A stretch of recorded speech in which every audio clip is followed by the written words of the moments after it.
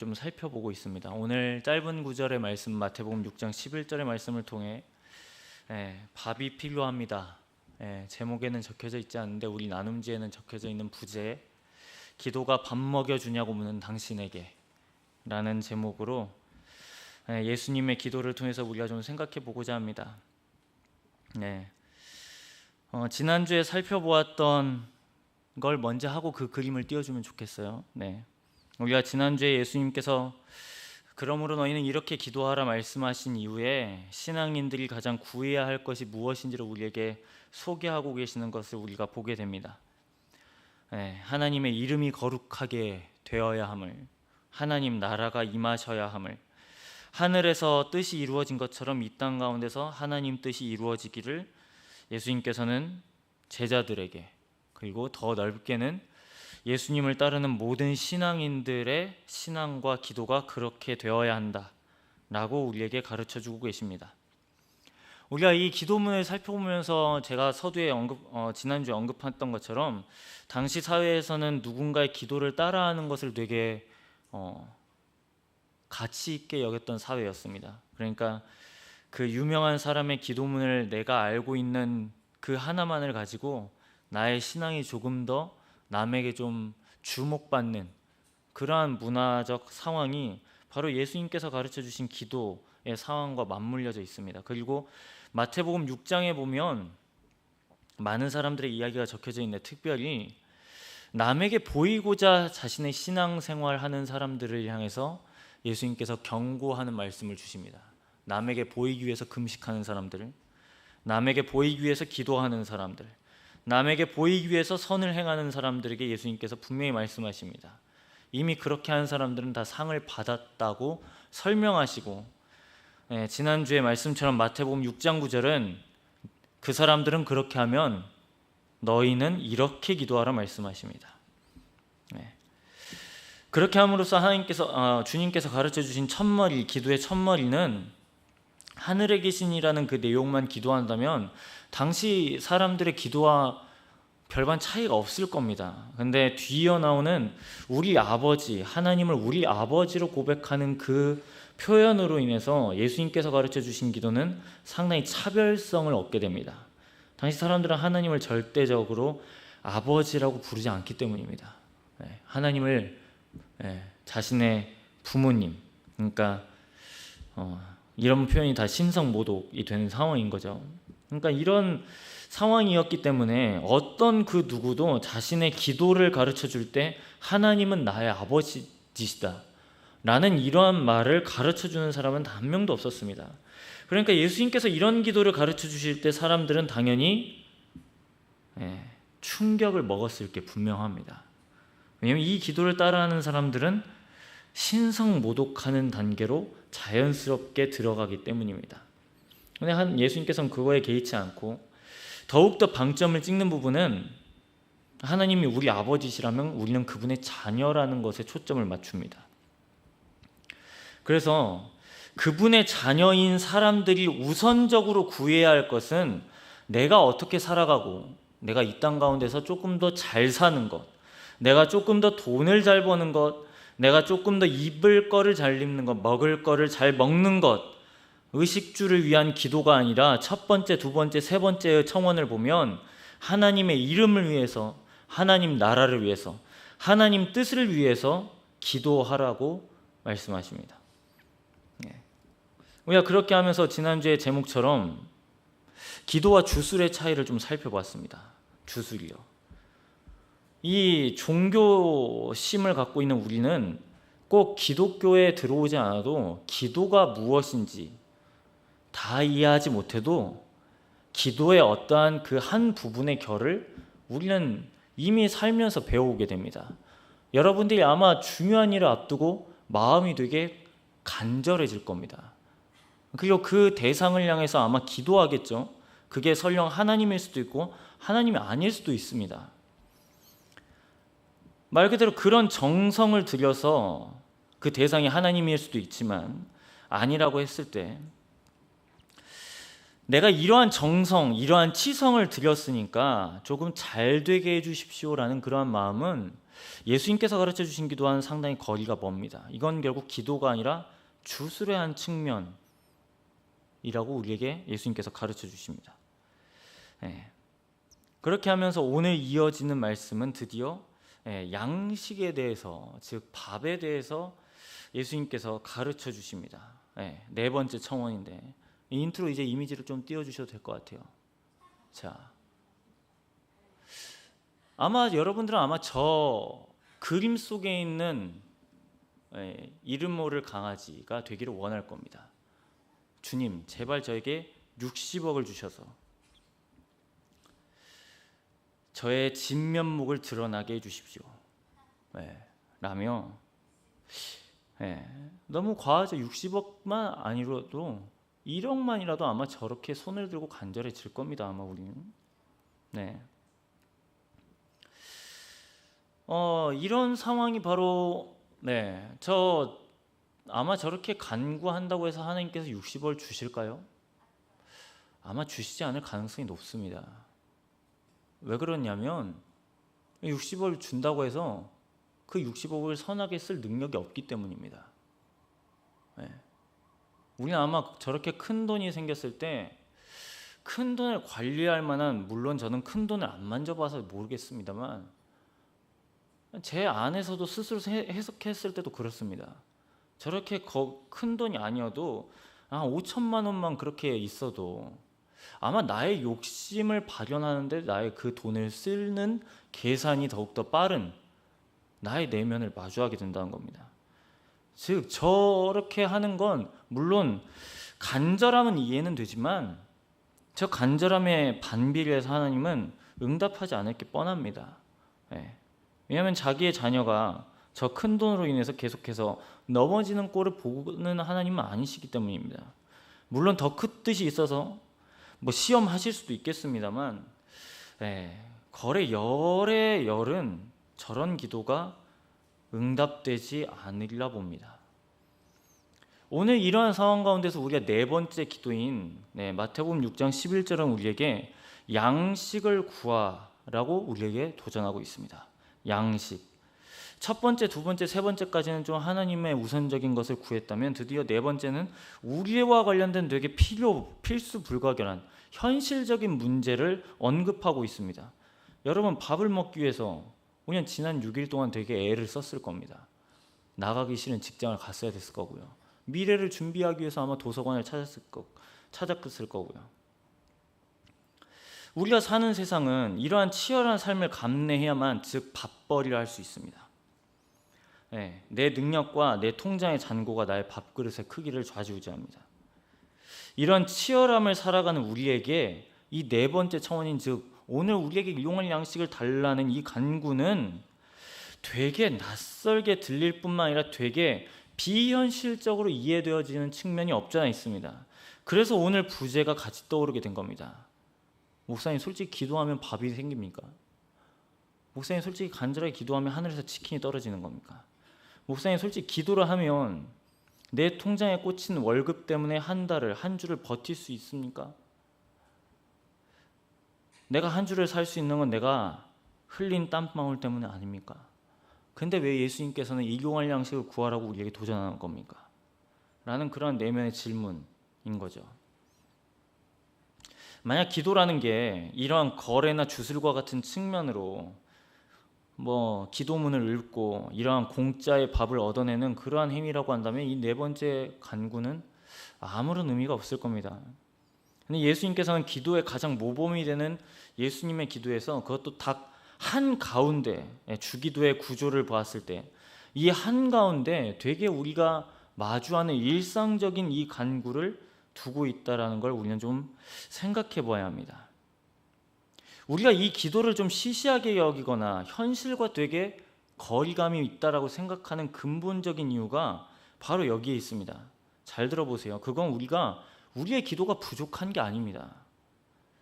여러분, 우리는 아까 인트로 때 설명한 것처럼 기도를 정식적으로 배우지 않아도 우리의 종교심으로 인해서 우리는 기도의 결을 어느 정도는 작동하는 원리는 아니라고 하더라도 그 안에서 원하고 구하는 것을 우리가 얼마든지 만들어내고, 그러한 간절한 마음을 누구나 한 번쯤은 인생에 살면서 갔습니다. 꼭 종교에 입문하지 않아도요. 학창시절을 지나오면서 우리는 시험 전에 마음이 되게 가난해집니다. 아마 신앙인이라면 이렇게 기도하겠죠. 하나님, 제가 기도했으니까 이번 시험은 잘 보게 해주십시오. 지금 이 기도가 잘못됐다는 게 아닙니다. 그리고 또 꼭 기독교에 이렇게 문화에 익숙하지 않는다고 하더라도 꼭 하나님의 이름을 부르지 않아도 내가 공부한 만큼 이상으로 간절해지는 우리의 마음을 마주하게 된다라는 거죠. 즉 기도라는 행위를 하지 않더라도 우리의 마음은 얼마든지 가난한 결을 따라갑니다. 이 네 번째 간구, 즉 일용할 양식을 간구하는 기도가 우리에게 되게 낯설게 들리는 이유는 바로 우리가 부르는 하나님에 대한 이미지가 너무나 축소되어 있기 때문입니다. 다시 한 번 더요. 이 네 번째 간구를 지나면서 우리가 부르는 하나님이라는 이 이미지와 상이 너무나 작고 축소되어 있음을 우리가 보게 됩니다. 캐나다 신학자인 제임스 패커는 현대 신앙인들이 가진 치명적인 문제를 이렇게 설명합니다. 잘 들어보세요. 제임스 패커의 말입니다. 우리의 믿음이 힘이 없고 우리의 예배가 활기가 없는 이유는 현대인이 대체로 자신에 대해서는 많은 생각을 하지만 그와 반비례해서 하나님에 대해서는 그다지 생각하지 않기 때문이다. 동의가 되는 내용입니다. 자신에 대해서는 상당히 많은 것을 생각하지만 하나님에 대해서는 별로 생각하지 않기 때문이라고 말합니다. 교회 안에 있는 사람들조차도 하나님을 향한 그 마음과 시선과 인식이 거의 생각하지 않는 신앙인들로 인해서 하나님의 이미지는 축소되고 왜곡되었다라고 이 제임스 패커는 설명합니다.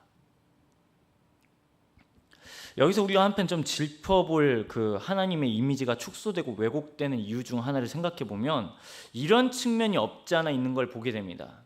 우리가 성경을 읽을 때요, 우리는 성경을 유비라는 방식으로 읽습니다. 유비요.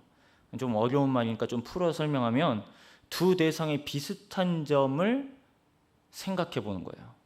두 대상의 비슷한 점을 빌려와서 설명하는 거. 예수님께서 가르쳐 주신 기도를 예를 들어 설명해 보면 이렇습니다.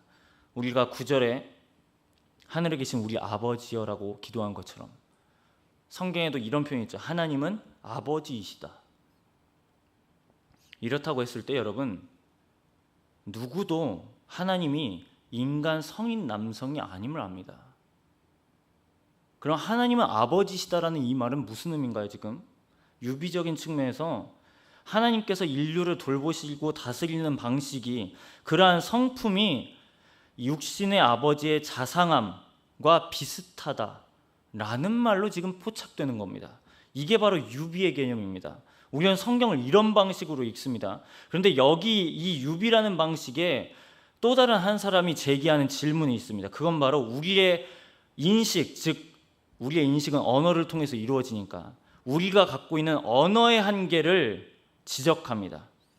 우리가 만약 하나님을 아버지라고 부를 때 만약 그 아버지가 내가 경험한 바로 무뚝뚝한 아버지가 될 수 있고 때로는 부재하신 아버지, 내가 생각했던 것보다 무능력했던 육신의 아버지라는 그 좁은 의미 안에서 성서에 계시던 하나님을 이해한다고 말합니다.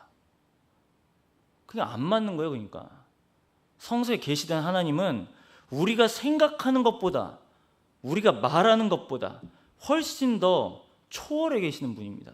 그런데 우리가 이해하는 방식은 하나님은 아버지시다라는 그 표현에 있을 때 만약에 우리의 유년 시절의 경험이 내가 아버지로부터 그러면 안 되지만 폭력을 당했거나 아니면 아버지가 없거나 아니면 아버지가 내가 생각했던 것보다 되게 무능력했다라고 했을 때 거기서 오는 익숙한 빈번한 경험이 하나님의 이미지를 작고 축소하고 왜곡시켜 버린다라고 설명합니다. 여러분 어떻습니까? 여러분은 하나님을 아버지라고 부를 때 이 아버지에 해당하는 여러분의 이미지와 상은 무엇입니까? 무한하신 아버지인가요? 늘 사랑이 많으신 아버지인가요? 아니면 제가 방금 설명했던 것처럼 조금은 무능력한 아버지인가요? 아니면 무뚝뚝하신 아버지인가요?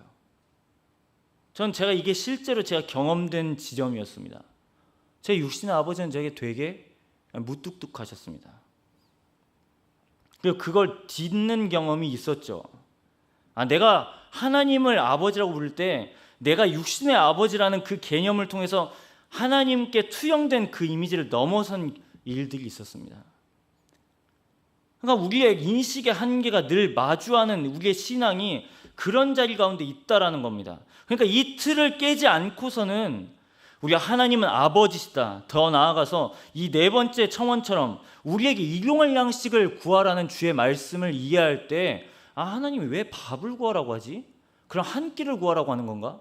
그냥 한 끼? 적어도 오늘 하루 먹을 양식을 구하라는 그런 우리의 인식의 한계가 여기에 작용되어진다는 겁니다. 더 이 논의를 설명드려 보면 이 양식에 해당하는 우리의 축소된 이미지가 바로 그거예요. 통장에 잔고를 구하라는 건가? 월급을 구하라는 건가? 아니면 한 달치 카드값을 메우는 우리의 카드값을 구하라는 건가? 라는 그러한 수준 따위로 왜곡되어질 수 있다는 겁니다. 그래서 이 네 번째 간구를 들어도 그냥 감감무소식한 우리의 믿음의 현주소를 보게 된다는 거예요. 분명히 이 네 번째 간구는 그런 의미로 준 말씀이 아닌데 이 네 번째 간구를 읽어도 그냥 입에 풀칠하는 것 정도 구하라고 하시나 보다 라는 나의 되게 속 좁은 이해로 이 말씀을 대할 수 있다는 겁니다. 이 왜곡된 이해가 우리 모두에게 있는 한계입니다. 그럼 이 한계를 딛고 다시금 주의 말씀이 무엇인지 우리가 좀 생각해 볼 수 있기를 소망합니다. 11절 말씀 다시 봅니다. 오늘 우리에게 일용할 양식을 주시옵고라는 해당하는 단어에서 가장 중요한 단어는 일용할이라는 단어입니다. 이 일용할이라는 단어를 우리가 알기 위해서는 다양한 번역본들을 좀 살펴봐야 되고요. 그리고 이 신약 성경이 쓰여진 헬라어 수많은 이 문헌 작품들에서 일용할이라는 단어는 오직 예수님의 기도에만 등장합니다. 그러니까 예수님께서 이 일용할이라는 단어를 함부로 쓴 게 아니라 되게 좀 독특한 의미로 사용했다는 걸 우리가 얼마든지 이해해 볼 수 있다는 겁니다. 우리가 갖고 있는 성경책 개역개정과 영어 성경 NIV는 일용할이라고 번역되어 있습니다. 즉 일상적인 지속성에 포커스를 맞췄습니다. 일상적인 지속이요. 근데 새 번역과 가톨릭 성경인 공동 번역은 사치가 아닌 생존 필수품으로서 이 일용할을 필요한 먹을 것을이라고 번역합니다. 또 우리말 성경은 하나님 주권에 대한 절박성을 담아서 꼭 필요한 양식을 이라고 번역해 놓고 있고, 유진 피터슨 목사님이 쓴 메시지 성경은 피부에 닿는 현실적인 언어로 우리에게 든든한 새끼 식사로 살아가게 하소서라고 이 일용할을 번역해 놓고 있습니다. 즉 이 다양한 버전들을 통해서 일용할이라는 단어의 의미는 이런 의미가 담겨져 있습니다. 내일을 위해서 우리의 창고에 축적하는 그러한 방식이 아니라 당장 오늘 하루를 살아가기 위해서 무한하신 하나님 앞에 우리는 철저히 의존해야 한다. 그리고 그것이 은혜다 라고 이걸 우리에게 도전하고 있습니다. 그럼 우리의 시선으로 다시 돌려보면 이렇게 불평할 수 있겠다 싶습니다. 하나님, 솔직히 고작 오늘 하루 먹을 양식이 아니라 평생 먹을 수 있는 양식이면 더욱 좋지 않습니까? 그 양식을 보관해놓는 창고가 지어져 있다면 더할 나위 없지 않겠습니까? 그런 양식을 사 먹을 수 있도록 그만큼의 돈을 제 통장에 입금해 주시면 안 되겠습니까? 하나님을 평생 동안 의존하지 않고 돈 걱정 없이 적당히 살다 가겠습니다. 여기서 우리는 이 질문 안에 담겨진 우리의 내면 가운데 작동하는 우상의 원리를 발견하게 됩니다. 즉 그건 하나님을 적당히 의지해도 괜찮다라는 우상이요. 적당히요. 우리가 살아가는 이 시대를 설명하는 아주 대표적인 표현 중에 하나가 계속 설명드리는데 기능적자입니다. 나의 능력을 증명해야 하는 것. 그렇게 하지 않고서는 더 이상 우리는 쓸모없는 사람으로 전락되어지죠. 그래서 우리는 매일 하나님을 의지하기보다 당장 내 눈앞에 보이는 것들을 의지하죠. 내 손에 닿는 것들을, 내 손으로 할 수 있는, 통제할 수 있는 것들을 조금 더 의지하려는 마음이 있습니다.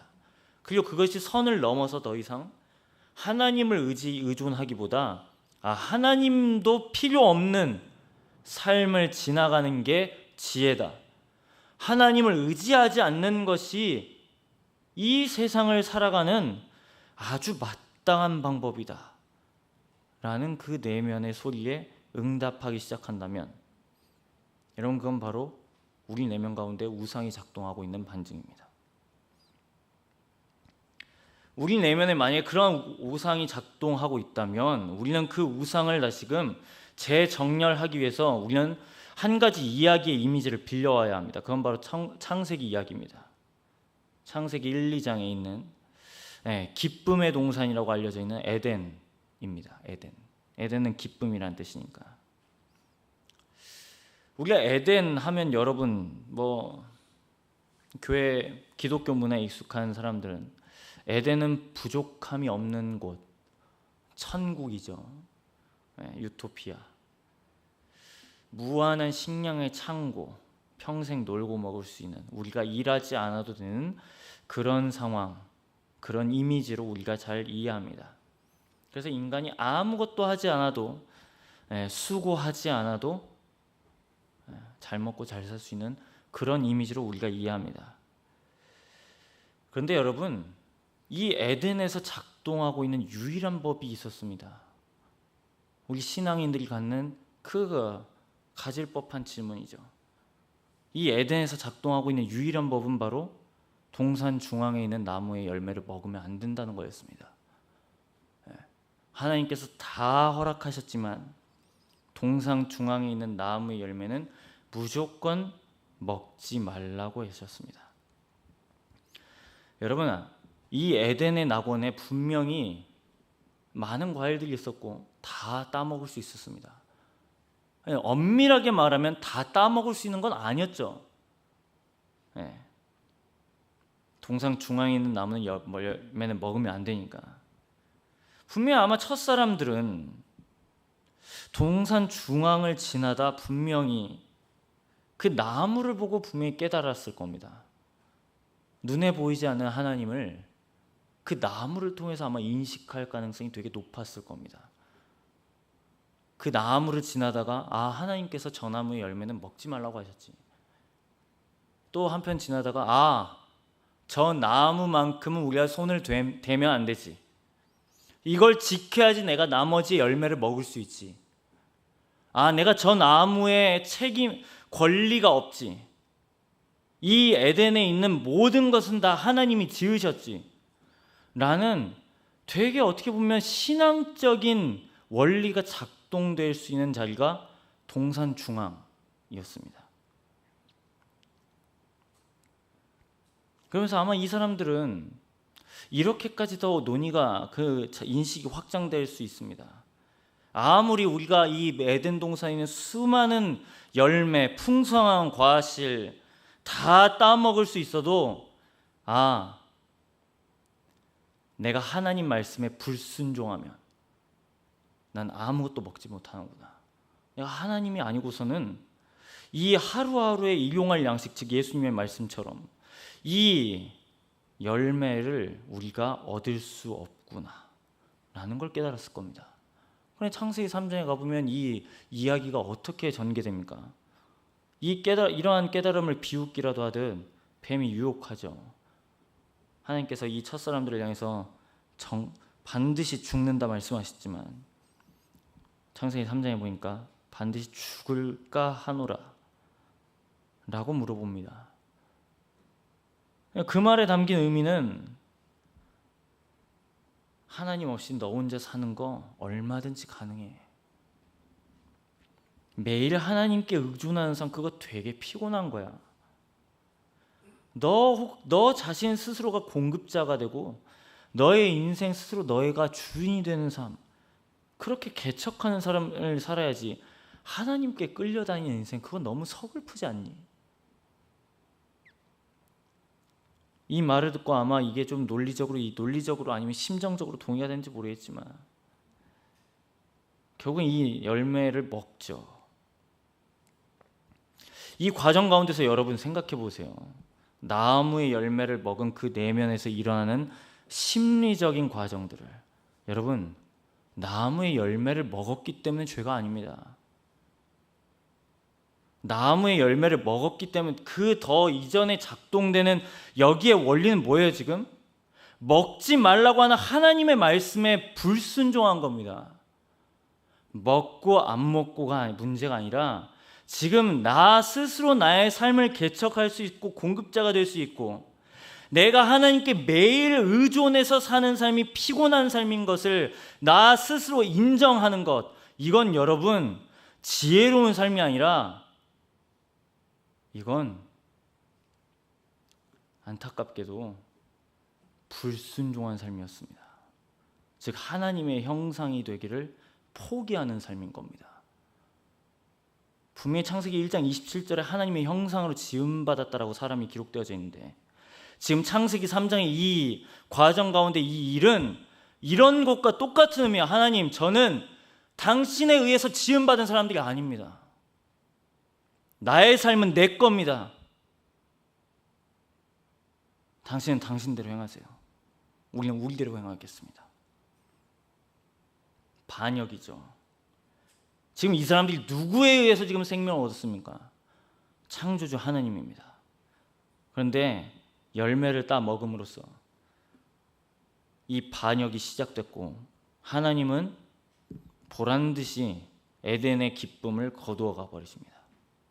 근데 놀라운 사실은 여러분, 놀라운 사실은 분명히 2장 말씀에 반드시 죽을 것이다 라고 했는데 여러분 창세기 3장 넘어가 보면 이 사람들이 죽었습니까? 죽지 않았습니다. 죽지 않았습니다. 그럼 하나님이 잘못된 거죠. 왜냐하면 하나님 약속의 하나님인데요. 하나님 분명히 약속을 지키셔야죠. 그럼 사람을 죽이셔야죠. 사람을 죽이지 않습니다. 여기서 우리는 한 가지를 읽어내게 됩니다. 하나님의 약속과 하나님의 사랑이 이렇게 대치되는 이러한 장면 가운데서 하나님은 사랑을 택하십니다. 사랑이요. 그리고 이 사람들에게 이제 거두어진 지속적인 공급이 끊어지니까 하나님께서 이 첫사람들에게 말합니다. 이제는 끊임없이 땀을 흘려야 되고 끊임없이 축적하지 않으면 스스로 불안해하는 공포 가운데 살 거다 라고 말씀하십니다. 우리는 이 장면을 출애굽기에서 동일하게 반복하게 됩니다. 출애굽기 16장, 광야 40년 동안 이 사람들이 먹었던 것 바로 만나입니다. 만나. 근데 여러분 출애굽기 16장 가보세요. 분명히 그 제목에는 만나와 메추라기라고 달려있지만 메추라기에 대한 설명은 기록되어 있지 않습니다. 메추라기에 대한 설명을 보려면 민수기 11장으로 가야 됩니다. 오늘은 만나에 관련된 이야기만 봐야 되니까 만나에 보면 만나의 규칙은 딱 한 가지였어요. 하루에 한 호멜씩 거두어라. 우리말로 번역하면 1인당 먹을 수 있는 만큼만 거둬라. 먹을 수 있는 만큼만. 6일째는 이틀치를 거둬라. 이틀치를. 야, 안식일은 절대 거두지 말아라. 근데 이스라엘 사람들이 이 계명을 어기죠. 눈앞에 버젓이 만나가 지금 다 사방 가운데 펼쳐져 있고요. 너도 나도 할 것 없이 만나를 창고는 없으니까 자신의 창고에 집에 쟁여놓습니다. 그렇게 했을 때 하나님은 그 만나를 썩게 만드십니다. 먹지 못하게. 만나가 주는 교훈은 딱 한 가지입니다. 광야 생활 가운데서 먹이시고 입히시는 분이 바로 하나님이시다. 쌓지 않아도 너희를 먹이신다. 여러분 생각해 보세요. 여러분이 만약에 퇴사를 했다고 가정해 보죠. 당장 밥벌이가 딱 카드 값을 딱 메웠어요. 그 다음 달 카드값 어떻게 할 겁니까? 그 다음 날 식사 어떻게 할 겁니까? 지금 딱 그런 상황 가운데서 하나님이 도전한 거예요. 그 하루치의 양식만 딱 거두어라. 근데 그 하루치의 양식이 우리의 눈에서는 끝나버리면 그 다음날, 특히 우리의 신약의 언어로 이해해보면, 주일에 거두지 않으면 주일은 대체 뭘 먹어야 됩니까? 하나님, 저 굶어야 됩니까? 그런 불안감이 우리 가운데 있다는 거예요. 하나님 분명히 말씀하시죠. 쌓지 말아라. 다시 이 오늘 말씀의 부제를 돌아옵니다. 여러분, 기도가 정말로 우리들의 팍팍한 현실에서 밥을 먹는 일에 영향을 미칩니까? 라는 이 질문에 대한 답은 예스입니다. 이 질문에 왜 긍정의 답변이 이루어질 수 있는지 생각해야 하는 키워드는 바로 관계입니다. 관계. 일용할 양식을 구하는 기도는 단순히 우리의 밥벌이 아니면 카드 빚을 구하는 기도가 아닙니다. 이 간구로 우리는 기도할 때 우리가 스스로 쌓으려는 나의 불안감과 조급함을 내려놓는 가장 첫 번째 작업입니다. 그리고 두 번째는 나를 먹이시고 입히시는 분이 내가 아니라 하나님이시다 라는 걸 우리가 우리의 입으로 선언하는 겁니다. 이게 바로 네 번째 기도의 의미입니다. 앞에서 우리가 제임스 패커와 또 인식의 한계, 언어의 한계에 대해서 우리가 살펴보았습니다. 그러니까 이 언어의 왜곡된 한계 가운데서 우리가 축소되어지는 하나님의 이미지 가운데서 이 네 번째 청원은 끊임없이 우리에게 도전하는 겁니다. 나의 삶을 책임지는 분은 내가 아니라, 나의 잔고가 아니라, 조금 타놓는 상여금이 아니라 하나님이시다. 주식이 아니라 하나님이시다. 복권이 아니라 하나님이시다. 내 생과 사를 주관하신 분은 내가 쌓고 가는, 내가 지금 손에 닿고 쥐고 펴락할 수 있는 게 아니라 하나님이시다. 이게 바로 네 번째 청원이 우리에게 도전하는 바입니다. 우리의 이 생존 전쟁에서 이 네 번째 기도는 우리의 다시금 이 신앙의 언어가 어떻게 재해석되고 번역되어야 하는지 설명합니다. 신약성경 베드로전서 1장 8절에 보면 베드로가 자신의 사람들에게 편지하는 내용이 있습니다. 1장 8절에 이렇게 기록되어져 있습니다. 예수를 너희가 보지 못하였으나 사랑하는도다. 이제도 보지 못하나 믿고 말할 수 없는 영광스러운 즐거움으로 기뻐하니. 여러분 생각해 보세요. 아마 예수님과 인격적으로 친밀하게 유일무이하게 관계를 맺었던 사람들은 예수님과 동시대를 살았던 사람들밖에 없습니다. 그 사람들은 직접 예수님께서 행하신 기적을 보고 말씀하신 가르침을 듣고 예수님과 함께 식사도 하고 예수님과 함께 잠을 청하기도 하고 심지어 예수님과 함께 십자가에 못 박히는 그 안타까운 장면, 말할 수 없는, 말로 이해 안 되는, 우리의 인식으로 이해가 되지 않는 무덤문을 여시는 그 장면까지도 이 사람들이 다, 그러니까 부활하신 주님을 만나본 사람들입니다. 근데 베드로전서 1장 8절에 봐보세요. 여러분, 예수를 너희가 보지 못하였으나 예수를 사랑하는도다. 지금 후대 사람들에게 주는 말이에요, 이거 지금. 그러니까 예수님의 부활마저도 경험하지 못한 사람들이요,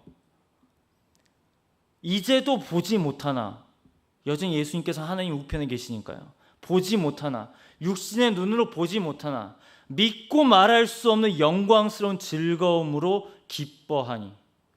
왜 이 사람들이 즐거움으로 기뻐할 수 있습니까? 눈으로 못 봤는데요, 귀로 듣지 못했는데요. 어떻게 보면 예수님 12제자 그리고 더 이후에 500명, 부활을 경험한 500명, 120명, 그 사람들에게만 충만한 기쁨이 있는 게 아니라 베드로는 분명히 선언하고 있습니다. 영광스러운 즐거움으로 기뻐할 수 있다. 언제요? 예수님이 나의 공급자인 걸 믿음의 눈으로 볼 때요.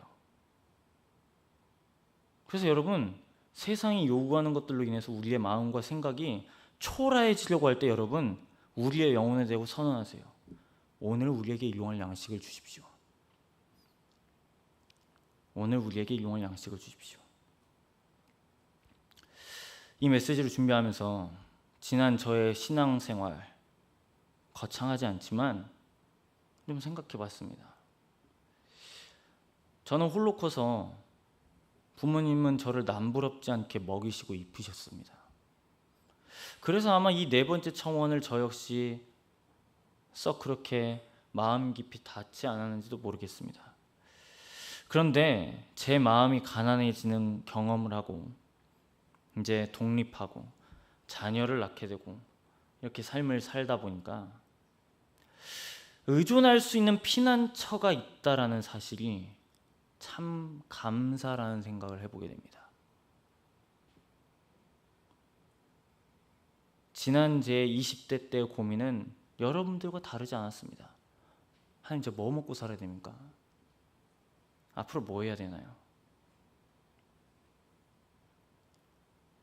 늘 질문으로 가득 차 있었던 신앙의 그러한 지난 날을 지나서 때로는 이것이 맞는지 저것이 옳은 것인지 선택의 경중을 재어보기도 하고, 그 순간에도 하나님 원하시는 거 아니고요, 나에게 가장 좋아 보이는 것을 선택했을 때도 하나님 나를 포기하지 않았습니다. 그래서 제가 지난날 아무것도 없이 폭풍 가운데서 지금 돌이켜보니 평안을 잃지 않고 살아갈 수 있는 게 은혜다 라는 걸 고백합니다. 오늘 우리가 마지막 찬에서 고백한 것처럼 내가 오늘 하루 눈을 뜨는 것, 눈을 감는 것, 나의 일상 가운데서 하나님이란 분을 생각하는 것, 하나님이 나에게 행하신 일을 제한적이지만 나의 언어의 한계가 분명하지만 그럼에도 불구하고 나의 언어로 곱씹어보는 이 모든 행위 자체가 다 하나님께서 일용할 양식을 주셨기 때문임을 고백합니다. 말씀을 마무리하면서 우리가 한 지혜자의 기도를 읽고 좀 같이 기도했으면 좋겠습니다. 구약성경 잠언입니다. 잠언 30장 8절과 9절의 말씀입니다. 우리가 갖고 있는 성경책 잠언 30장 8절과 9절의 말씀입니다.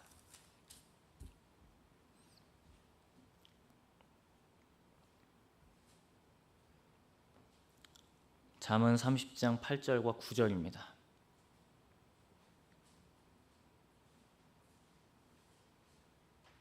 우리 다 함께 한 목소리 읽습니다. 곧 헛된 것과 거짓말을 내게서 멀리 하옵시며 나를 가난하게도 마옵시고 부하게도 마옵시고 오직 필요한 양식으로 나를 먹이시옵소서. 혹 내가 배불러서 하나님을 모른다 여호와가 누구냐 할까 하오며 혹 내가 가난하여 도둑질하고 내 하나님의 이름을 욕되게 할까 두려워함이니이다. 한 번 더 읽습니다. 곧 헛된 것과 거짓말을 내게서 멀리 하옵시며 나를 가난하게도 마옵시고 부하게도 마옵시고 오직 필요한 양식으로 나를 먹이시옵소서.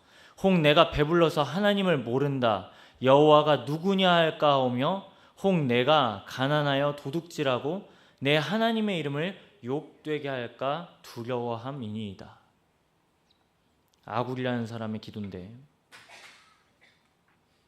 이 사람이 구하는 것이 여러분 놀랍게도 무엇을 구하고 있습니까? 자족을 구하고 있습니다. 자족.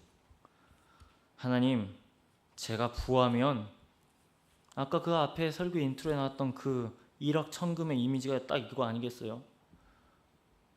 저에게 얼마 정도의 거금이 생기면 저는 하나님을 버리는 사람이 될 겁니다.